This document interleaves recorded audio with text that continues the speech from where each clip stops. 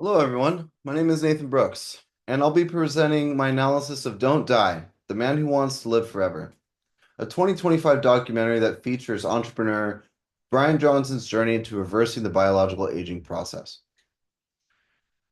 The biggest reason why I chose this documentary is I've often been very fascinated if it is possible to extend the human lifespan beyond the ages of what's been seen. Is it possible to extend our age to 120, 130, even 150?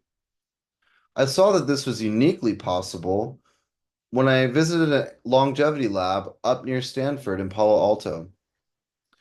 I saw this lab's work with mice and how they expended their lifespan much longer than other labs that came prior.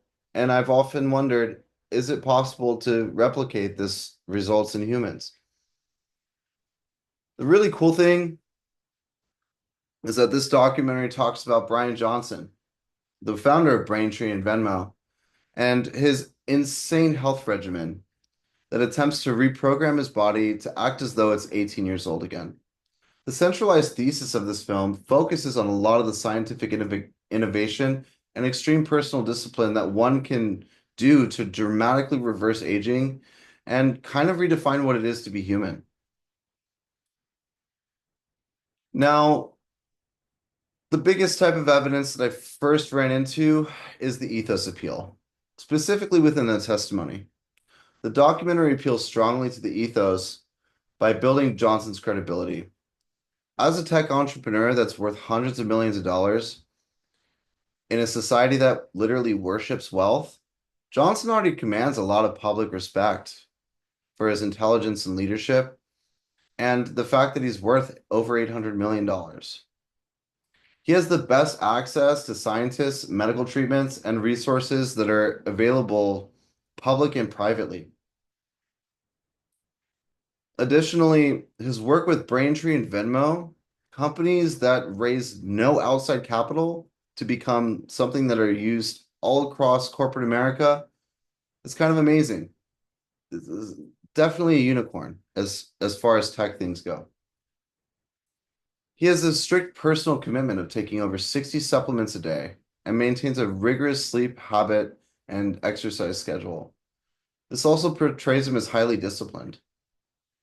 His expert testimony from doctors and scientists further validates his approach and reinforces Johnson's credibility throughout the film. Next, we have personal experience under the pathos appeal. The documentary also appeals to pathos by showing Johnson's emotional struggles and makes him more of an approachable human. He discusses his struggles with his faith by leaving the Mormon church and the deep depression that came during the creation of Braintree, and how he ended up leaving his family, becoming isolated. He speaks about times when he wished he didn't exist and often hoped to die, just not to wake up the next day. So, in a fit of depression, he sold it all. He sold his business, he left his wife, and he worked towards reinventing himself. These personal experiences and this vulnerability makes him extremely relatable to audiences. I don't know a single person who has never experienced some sort of depression or need for reinvention. These are the types of evidence that are present. Here are my references that I used for this paper. Thank you.